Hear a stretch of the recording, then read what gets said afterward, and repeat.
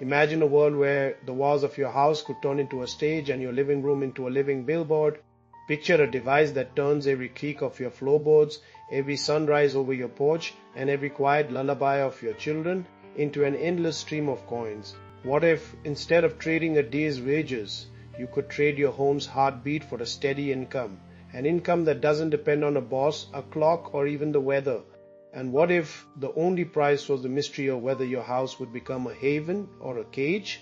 Maya shuffled down the cracked tile of her kitchen, the fluorescent light humming above her like a restless buzz.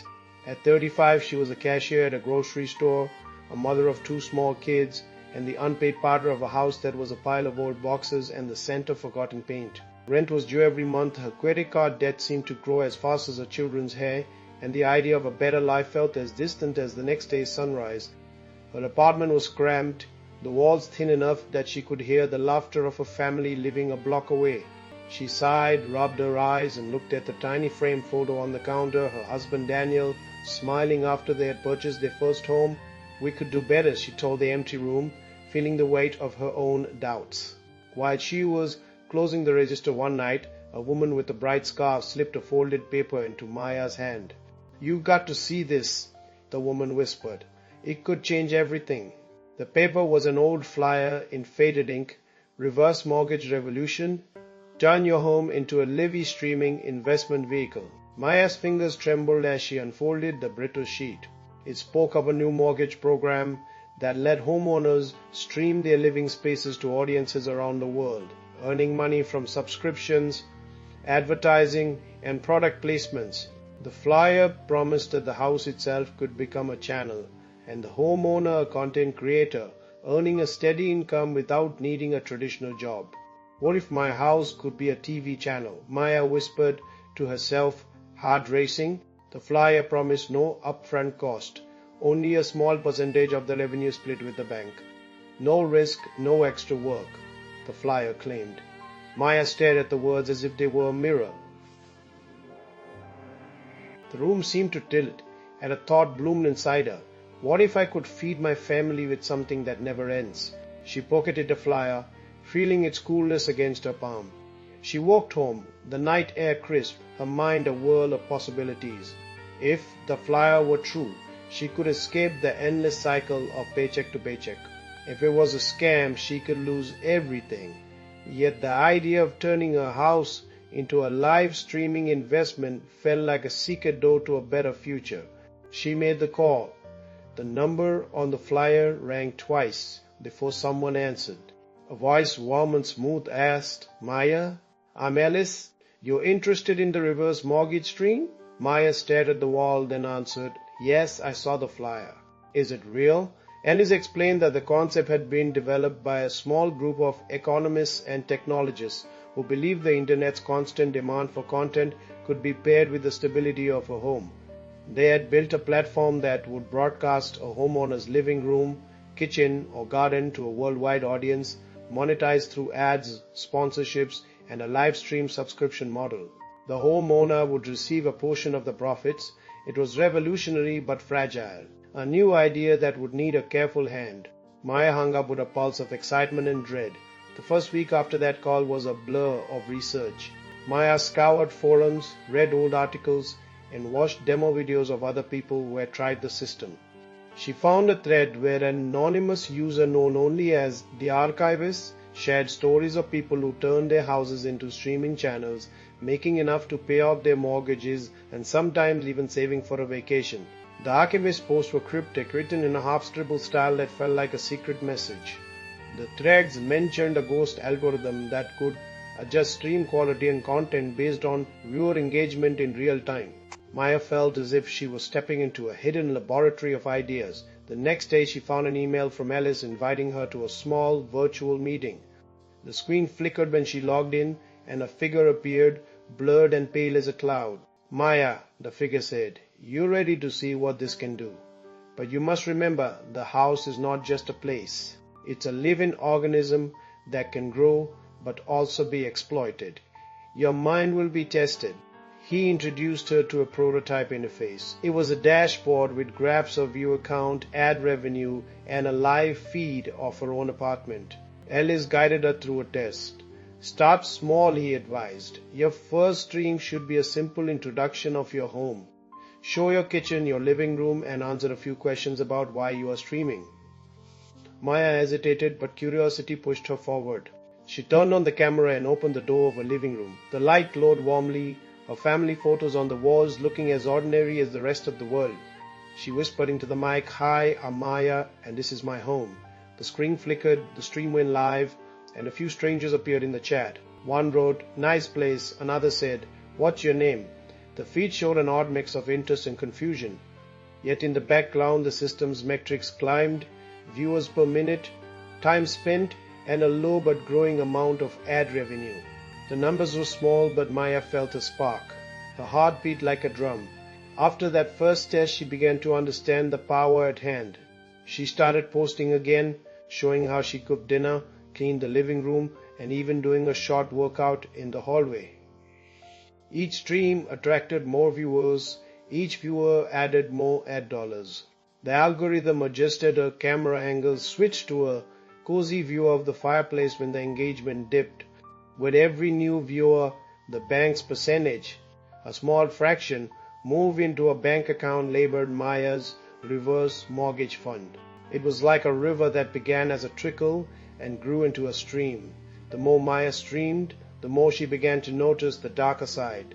The algorithm sometimes suggested she had exotic content to keep viewers engaged, an overnight kitchen cooking show with a dramatic soundtrack, or a 12-hour live stream of her garden with a hypnotic drone. Some viewers demanded content that bordered on voyeurism, others wanted her to answer personal questions. The temptation grew. The more money she made, the more the stream became a performance than a home. She wondered, did I just turn my living space into a stage? Who was watching and why? One evening, a message popped up on the chat. "You've got to get out of this loop." A user typed in all caps, "It's not just about the money. The algorithm is making you a puppet." Maya looked at the screen, eyes widening. The message was from a person known as Watcher, who claimed to have studied the algorithm source code and seen a hidden backdoor. Watching had taken the place of an auditor. A watchdog, Maya felt the weight of her responsibility, realizing she was the only person who could decide whether to keep turning her house into a streaming channel or to shut it down. The next morning, she met with Ellis again. He looked tired but resolute. "You've reached a tipping point," he said. "You can keep using the system to pay off debts and maybe even help your family. Or you can use it to change something bigger, like community projects. Or you can shut it all down before it harms others." The idea of using the system for good flickered like a candle in the dark. She thought of the local community center, the food bank, the school that needed better equipment.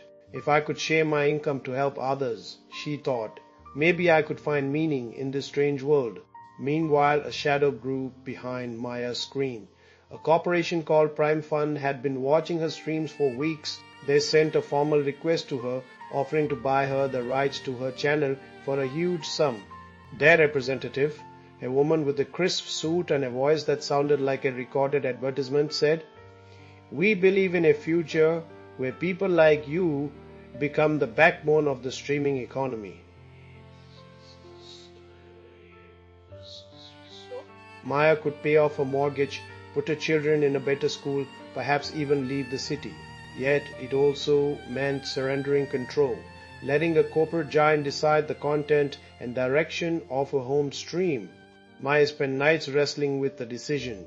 In the quiet of her apartment, she watched the night sky through the bedroom window. The stars seemed to flicker as if echoing the stream's lights. She remembered Alice's words about responsibility. She imagined her children, 5 and 7, watching her stream and learning that their home could be a source of learning and entertainment. Would it be right to let a corporation sell that to the highest bidder? Would the stream remain a place for her family or become another corporate advertisement?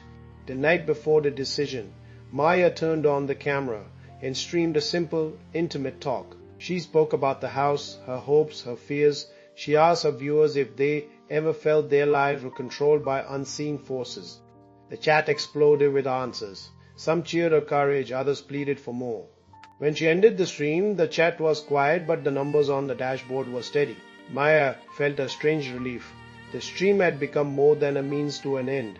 It was a conversation, a reflection of shared humanity. The next day, Maya walked to the bank and signed the contract with Prime Fund. The paperwork felt like a curtain lifting. She took a deep breath and closed her eyes.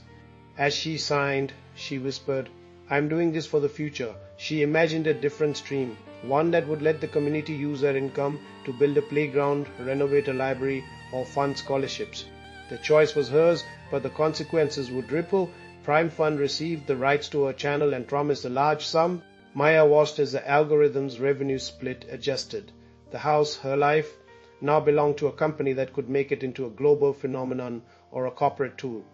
In the end, she felt a strange mix of triumph and sorrow. She had discovered a way to earn money without working, a system that turned her home into a living investment vehicle. But the system had taught her about a delicate balance between freedom and responsibility, about how money could be both a gift and a curse. Years later, Maya's children grew up, and the house that had once been a source of anxiety turned into a beacon of hope.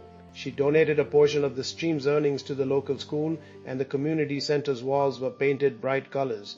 When asked about her secret to success, Maya smiled and said, "It was never the money, it was a chance to share what we have." We became a channel not just for our own needs, but for all those who could benefit from it. The story of Maya's reverse mortgage stream lives on, a reminder that every house, every home carries potential. In a world where money flows like a river, we must decide if we'll build dams to keep it safe or let it nourish the soil. The reverse mortgage became a mirror, reflecting both the promise of wealth and the responsibility of stewardship. Whether it liberates humanity or enslaves it depends on the choices we make in the quiet moments of our own lives. Found this interesting? Subscribe to the channel. Give this video a like, share it out, and drop your questions or ideas in the comments. Until our next adventure.